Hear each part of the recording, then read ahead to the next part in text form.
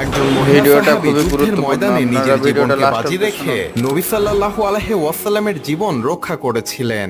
আর এই মহিলা সাহাবীর নাম হলো উম্মে আমারা রাদিয়াল্লাহু তাআলা আনহা। আর এই ঘটনাটি ঘটেছিল উহুদের যুদ্ধে। উহুদের যুদ্ধে মুসলমানদের সংখ্যা ছিল 700 জন এবং বিপরীত পক্ষে কুরাইশদের সংখ্যা ছিল 3000 জন। এই যুদ্ধের ময়দানে উম্মে আমারা রাদিয়াল্লাহু তাআলা আনহার মূলত দায়িত্ব ছিল আহত মুসলিম যোদ্ধাদের পানি পান করানোর এবং চিকিৎসার সেবা দেওয়া। কিন্তু যুদ্ধের এক পর্যায়ে তিনি দেখলেন যে নবী সাল্লাল্লাহু আলাইহি ওয়াসাল্লামকে আক্রমণ করতে শত্রুরা ঘিরে ফেলেছে।